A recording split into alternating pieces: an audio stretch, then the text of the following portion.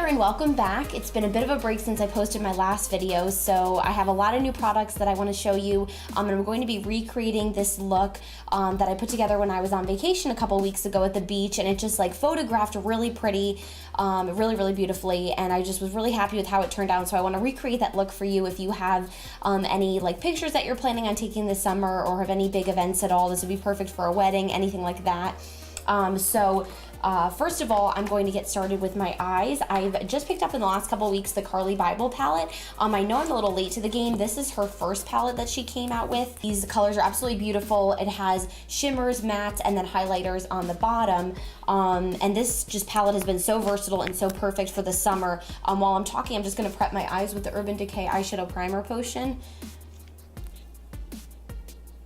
Okay, so now that I have primer on, I'm going to go right into the palette. I'm first going to go in with that light kind of bone color with the Sigma E40 large shader and just use that to really set all over the eye, and it'll really make sure all of our colors stay in place as we move on with the rest of the eye look. So I'm just going to first pat that across both of the eyes. Then taking my Sigma E70 medium angled shading brush, I'm going to go in with this middle crease color here and just work that in from the bottom of my crease and just slightly start bringing that up on the brow bone. And this is going to be a great transition color in between some of the different golds and colors we're doing. And if you see some of the purpley colors in this palette too, don't worry, I'm going to go back and do a tutorial with those as well, because that is a really beautiful set of colors. So just really work that up, and like I said, up kind of to the brow bone and down to the crease, depending on how big your eye is, and just really make sure that's worked in and really blended in all the way. Now I'm going to go in with the darker golden color on that same angled shading brush and work that in just to the lower part of the crease, and not bring that as far up onto the brow bone, just kind of keep that right in, deeper into the crease.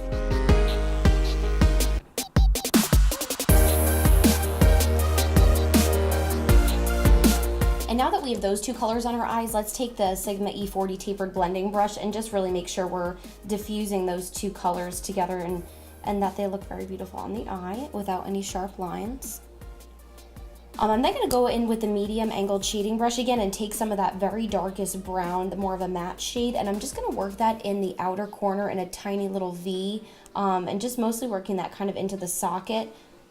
And we're going to go back in with a little bit of more of this once we put some color on the lid, just to really intensify that outer corner and that crease, really make the eyes look dramatic. And again, taking that Sigma E40 tapered blending brush and just kind of softening that edge a little bit there.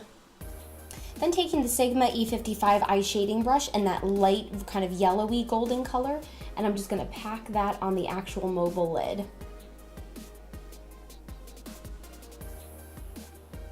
And definitely you can vary the colors if you have something similar, or even if you have the same palette and want to use slightly different colors. Like I tend to use some of the reds or the purples, and then the bright pink color, or like depending on your jewelry, you can take kind of the lighter, more silvery color on the lid, and this will really just give it a nice pop and kind of give it that like sunset effect that's like really nice and bright in the bottom and then kind of like diffuses up.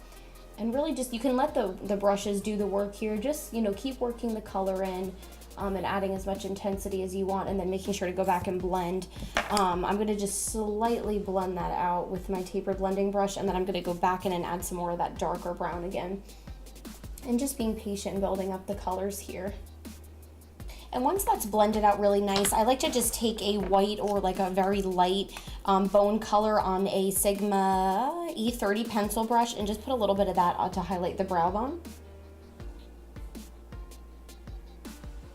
All right, so we're gonna go back in and do some work under the eyes afterwards, but let's go in and do a little bit of the face. A new primer that I've tried for probably the last like at least week is the NYX Shine Killer, and I really like it. I had been using the NYX Angel Veil Primer, which I liked, but you know, I just felt like it wasn't really doing anything like above and beyond what another primer does. This I really feel like actually does help control shine and makes your pores look a little bit nicer. So I'm just going to put that across the skin. I'm not going to put it on my nose because I'm going to put an eyeshadow primer on my nose, but a thinner formula than say like my Urban Decay. Once I get this across the skin here. I'm going to take my e.l.f. eyeshadow primer and just put that on the nose. I've noticed that this trick works so well to keep your makeup on throughout the day. If you use an eyeshadow primer on your nose, it really keeps that makeup from rubbing off. I have to give credit to Nikia Joy for that helpful tip there. She uses the MAC Prolonged Paint Pot. I forget what the shade is, but she uses the MAC Paint Pot on her nose, and it really helps her makeup stay on, so I learned that trick from her. I'm going to just go in with the L'Oreal Infallible Pro Matte.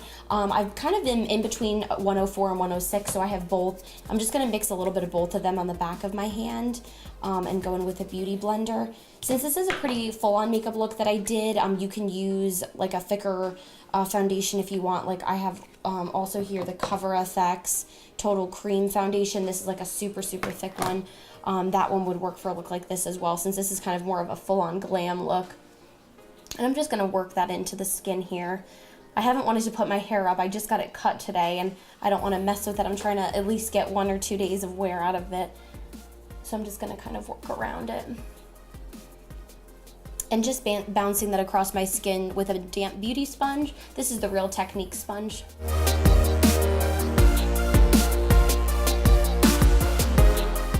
Okay, so to conceal and highlight, I'm going to first use the Bye Bye Undereye by It Cosmetics just right under my eyes to really give more full coverage. And then because this is such a thick formula, I'm going to use a different concealer to highlight the rest of my skin. I'm just going to take the other side of my damp beauty blender and just work that in underneath the eye. And I mean, you can use this to conceal and highlight all across your skin. I just find that it's a little bit too thick for me and can sometimes make me break out if I put it all over the skin. Then I'm going to take my Revlon Photo Ready Concealer in Fair and just kind of put that over the other areas that I would normally highlight. So just kind of on the top of my cheekbones here, center of my forehead, down the center of the nose, sides of the nose, Cupid's bow, and chin. And also just blend that in with the other side of my damp beauty blender. I feel like it literally has been so long since I posted a video. We've just been away on vacation, and then we had just gotten back, and I was still getting everything set up. And actually I have new lighting this week. I hope it looks okay. Alrighty, now I did have a little bit of tan, so my skin was like looking really good on vacation, and I felt like I didn't necessarily need like a ton of foundation and a ton of cream highlight and contour. So as far as highlight, that was pretty much it. I didn't do you know, any sort of like a powder highlight, and I didn't actually even do any sort of cream contour. So once I had this done, I went right in and set it with my Cover FX translucent powder in light. But if you want to go in with a cream contour, if you feel like you want to go like ultra glam, definitely go for it. And if you just want a little bit something more in your pictures, I'm just going to set this concealer and highlight in place with my Real Technique setting brush.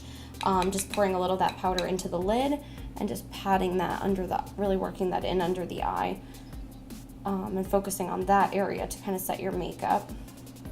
I am going to do a little bit of a powder contour, taking the Sigma E40 tapered blending brush and my Ciate Bamboo Bronzer, and just working that a little bit over the areas that I would contour in the hollows of my cheekbones. And then I'm also going to do on the forehead, on the sides of the nose, and on the jawline. And I'm going to blend that out with a Luxie 660 Precision Foundation brush. Just really want to keep this a little bit softer, and I am going to go back with an additional bronzer and kind of go over the places that I would normally tan with a little bit of a more orangey shaded bronzer.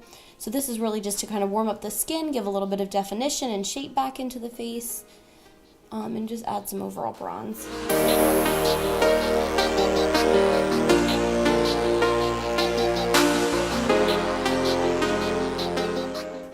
Okay, so before I forget, let's go in and first put on some eyeliner. I have the Sephora Fine Line Waterproof Eyeliner in black.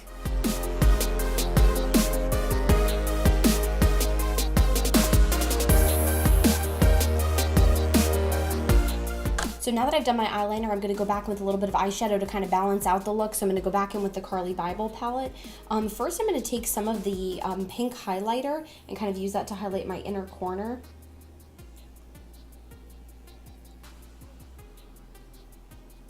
And then I'm going to take some of that darker, more like an orangey bronze color and just kind of put that from the outer edge and kind of work that in and kind of diffuse that into the pink and just kind of blend that out.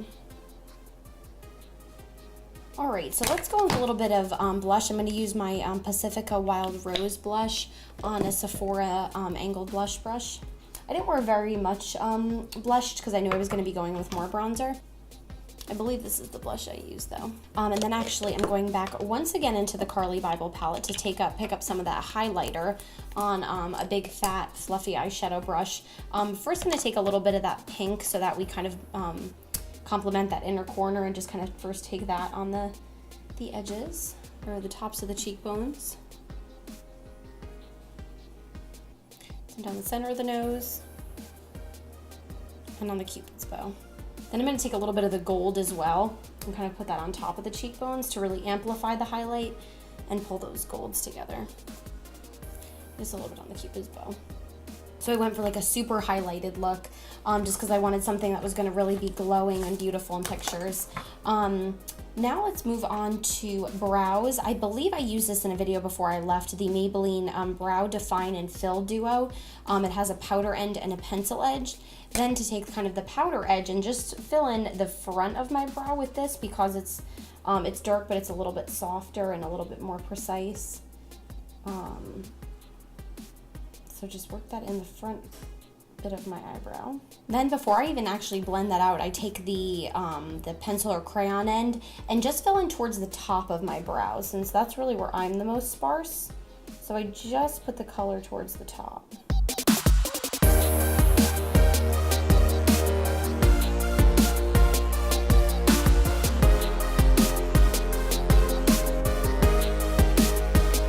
Then once you have some of that color in place, then I go back in with the spoolie and kind of work that into the brow. And once I have that color pretty evenly distributed through my brows, I'm pretty happy with the color and I feel like it matches my hair and everything. So I'm actually just going to go in with a clear black brow gel. I have the Estee Lauder Brow Now. And then I feel like this one is, you know, pretty good as far as clear brow gels go. It definitely keeps them in place. Okay, and before I do some lashes, let's go with just a little bit more bronzer just to warm up the skin even more. I have the NYX Matte Bronzer, and it is in the shade medium. I'm going to take that same Luxie 660 Precision Foundation brush and just work that a little bit over the places I would normally flush. This will also kind of help blend that highlight in. So just over the tops of the bridge of the nose, you know, kind of where you would naturally get the most tan. But I'm using a really light hand, like just getting just kind of touching it into the product and just using a very little bit. Then to go in with mascara, I have the Smashbox X-rated, I believe it's waterproof mascara. And I did do double mascara today. If you're someone that really prefers false lashes, definitely do that instead. I just love the double mascara. And in one of these videos, I will eventually put on falsies so you guys can see how to exactly put them on if you have any questions. I'm just gonna work a coat or two of that across the eyelashes. Alrighty, so when I did this look when I was on vacation, I actually also put the Better Than Sex, the Too Faced mascara on top of this, but I'm really happy with how it looks now. So for right now, I'm going to leave it on.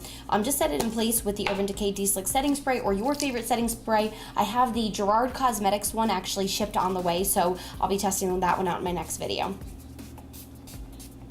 All right, and then while that is drying, I'm going to put on the lip. I'm pretty sure the one that I used in the video is just this really tiny sample of this Tartist Liquid Paint. It's like just basically a liquid lipstick, and I believe the color is Delish. I knew I wanted like a little bit of a stronger lip. Even though we have a really pretty eye look, I knew I wanted something a little bit darker. And this is kind of a darker nude. If you want to put a little bit of a pressed powder on top of this, like the Makeup Forever, you definitely can. I just like usually do it out of habit because I want to look really matte on camera. But today I'm really actually liking the shimmery look, and I definitely did not go for a matte look on vacation because I wanted the look to really be shiny and the skin to look really healthy and glowing and lit from within, which I think the makeup does. And because we have some of that shine control on with the Shine Killer primer underneath the foundation, it's going to kind of keep our natural oils at bay and just kind of let some of the shimmer work through. So this is the completed look. If you were on vacation this summer already and you had a makeup look that you really love, definitely comment below, or if you can try this one out if you're having any pictures or big events or anything you're going to this summer. So have a great day and hope you have a great rest of your summer.